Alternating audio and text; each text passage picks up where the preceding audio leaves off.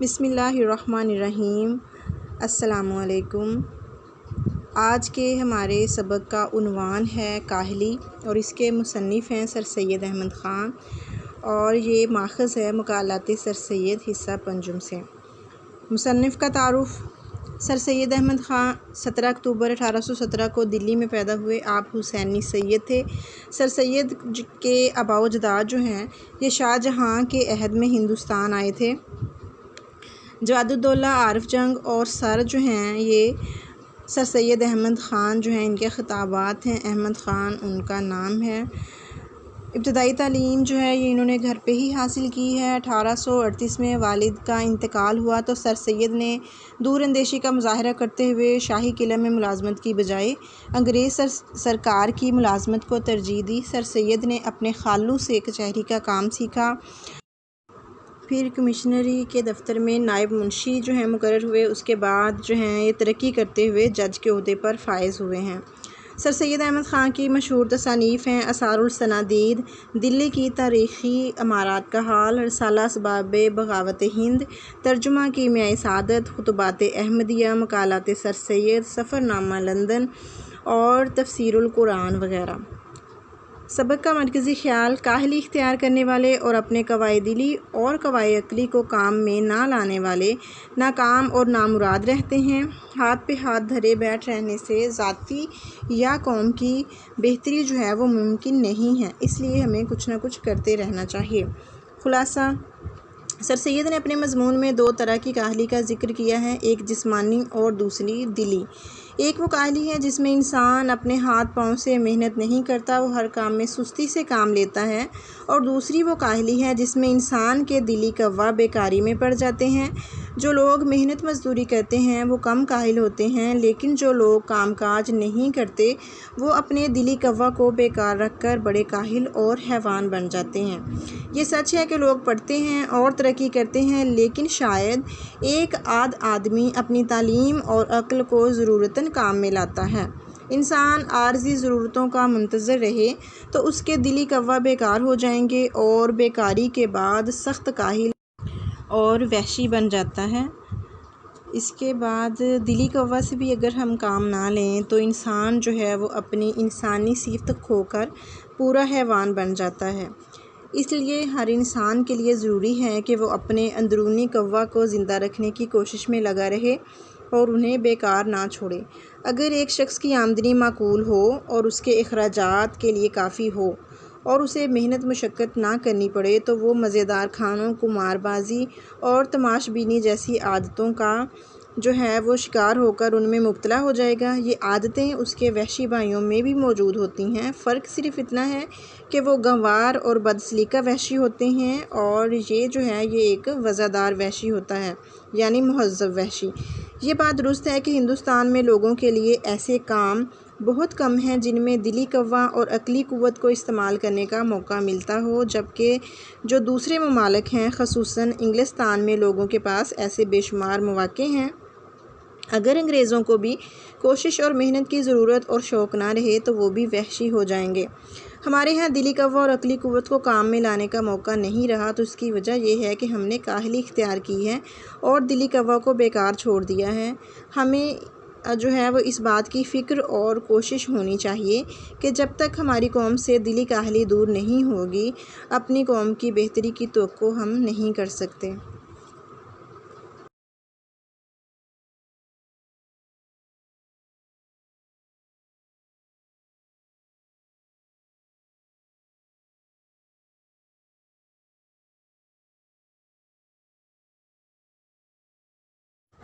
اہم اقتباس کی تشریح کی طرف آتے ہیں۔ ایک ایسے شخص کی حالت کو خیال کرو جس کی آمدنی اس کے اخراجات کو مناسب ہو اور اس کے حاصل کرنے میں اس کو چنداں محنت و مشقت کرنی نہ پڑے، جیسا کہ ہمارے ہندوستان میں ملکیوں اور لاکھ راج داروں کا حال تھا، اور وہ اپنے دلی قوا کو بھی بیکار ڈال دے تو اس کا یہ حال ہوگا۔ یہی وجہ ہے کہ اس کے عام شوق جو ہیں وہ وحشیانہ باتوں کی طرف مائل ہوتے جائیں گے۔ مزیدار کھانا اس کو پسند ہوگا، قمار بازی اور تماش بینی کا عادی ہوگا، اور یہی سب باتیں اس کے وحشی بھائیوں میں بھی ہوتی ہیں۔ البتہ اتنا فرق ہوتا ہے کہ وہ پھوڑ بد سلیقہ وحشی ہوتے ہیں اور یہ ایک وزادار وحشی ہوتا ہے۔ اس کے بعد جو ہے آپ نے سب سے پہلے کیا کرنا ہے، حوالہ متن لکھنا ہے جس میں سبق کا عنوان اور مصنف کا نام لکھنا ہے۔ اس کے بعد خط کشیدہ الفاظ کے معنی لکھنے ہیں۔ اس کے بعد آ جانا ہے سیاق و سباق کی طرف۔ سر سید احمد خان کہتے ہیں کہ لوگ کاہلی کا مطلب سمجھنے میں عموماً غلطی کرتے ہیں۔ عام طور پر یہ سمجھا جاتا ہے کہ محنت میں چستی نہ دکھانا اور محنت نہ کرنا کاہلی ہے۔ انہیں اس بات کی خبر ہی نہیں ہے کہ دراصل دلی قوا کو بیکار چھوڑ دینا سب سے بڑی کاہلی ہے۔ ہاتھ پاؤں کی محنت زندگی گزارنے کے لیے ضروری ہے۔ زندہ رہنے کے لیے روٹی نہایت ضروری ہے۔ روٹی پیدا کرنے اور پیٹ بھرنے کے لیے محنت کرنا ہی پڑتی ہے۔ اس لیے دیکھا گیا ہے کہ محنت مزدوری کرنے والے لوگ جو ہیں وہ بہت کم کاہل ہوتے ہیں۔ محنت ان کی طبیعت ثانی ہو جاتی ہے۔ یہ بھی سچ ہے کہ لوگ تعلیم میں ترقی حاصل کرتے ہیں۔ 1000 پڑھے لکھوں میں سے شاید کسی ایک کو ایسا موقع ملتا ہوگا کہ وہ اپنی تعلیم کو اور اپنی عقل کو کام میں لائے، لیکن اگر انسان ان عارضی ضرورتوں کا منتظر رہے اور اپنے دلی قوا کو یوں ہی بیکار چھوڑ دے تو وہ کاہل وحشی بن جاتا ہے۔ اس کی تشریح کی طرف آتے ہیں۔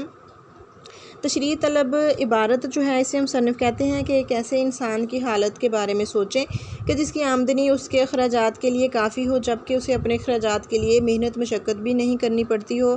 تو ایسا شخص آہستہ آہستہ عیش و عشرت کی طرف مائل ہوتا چلا جاتا ہے۔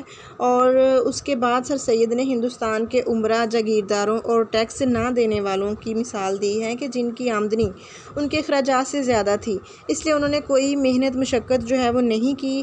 عیش پرستی کا شکار ہو کر جو ہے وہ اپنی تمام دلی قوتوں کو انہوں نے بیکار چھوڑا، جس کی وجہ سے وہ جلد ہی زوال کا شکار ہو کر آزادی جیسی عظیم نعمت سے ہاتھ دھو بیٹھے۔ سر سید جو ہیں وہ مزید کہتے ہیں کہ وہ شخص بھی جو محنت مشقت کرنے کا عادی نہ ہو اور اپنی دلی قوتوں کو جو ہے وہ صلاحیتوں کو یا خوبیوں کو اس طرح سے ضائع کر دے گا تو ایسے شخص کا حال کیا ہوگا۔ ایسے شخص کے بارے میں وہ کہتے ہیں کہ یقیناً وہ وحشیانہ شوق میں مبتلا ہو جائے گا، کیونکہ جب انسان محنت و مشقت نہ کرے اور اس کے پاس دولت بھی زیادہ ہو تو ظاہر ہے کہ وہ عیش پرستی میں جو ہے وہ پڑ جائے گا۔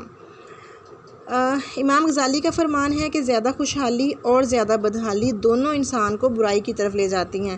ایسا شخص جو عیش و عشرت میں پڑھ کر مختلف برائیوں کا حصہ بنتا چلا جا رہا ہو، اپنی خواہشات کی تکمیل ہی اس کی زندگی کا مقصد بن چکا ہو، وہ لذیذ اور طرح طرح کے کھانے اس کو بے حد پسند ہوں گے، وہ جوئے اور کھیل تماشے جو ہیں وہ دیکھنے کی اس کو عادت پڑ جائے گی۔ یہی باتیں اس کے جنگلی اور وحشی بھائیوں میں بھی ہوتی ہیں، البتہ ان دونوں میں فرق یہ ہے کہ وہ بدسلیقہ غیر مہذب وحشی ہوتے ہیں، جبکہ یہ ایک رکھ رکھاؤ والا اور قدرے مہذب وحشی ہوتا ہے۔ اس کے بعد جو ہے ہم مشقی سوالات کے حل کی طرف آتے ہیں۔ پہلا سوال، دلی قوا کو بیکار چھوڑ دینے کا مطلب کیا ہے؟ دلی قوا کو بیکار چھوڑ دینے سے مراد یہ ہے کہ انسان اپنی ذہنی قوتوں سے کام نہ لے، عقل اور سمجھ جو ہے اس کو بھرپور طریقے پر استعمال نہ کرے تو اس کو جو ہے وہ کاہلی سمجھا جاتا ہے اور کہا بھی جاتا ہے۔ انسان کب سخت کاہل اور وحشی ہو جاتا ہے؟ جب انسان اپنے دلی قوا کو بیکار چھوڑ دے اور اپنی صلاحیتوں کو کام میں نہ لائے تو وہ حیوانی خصلت میں پڑ کر کاہل اور وحشی بن جاتا ہے۔ کسی نہ کسی بات کی فکر و کوشش میں مصروف رہنا کیوں لازم ہے؟ کسی نہ کسی بات کی فکر و کوشش میں مصروف رہنا اس لیے لازم ہے تاکہ دلی قوا کو کام میں لایا جائے اور وہ بیکار نہ ہونے پائے۔ قوم کی بہتری کیسے ممکن ہے؟ جب تک ہماری قوم سے کاہلی یعنی دل کو بیکار پڑا رکھنا نہ چھوٹے گا اس وقت تک ہم اپنی قوم کی بہتری کی توقع نہیں کر سکتے۔ دلی قوا کو کام میں لا کر ہی قوم کی بہتری ممکن ہے۔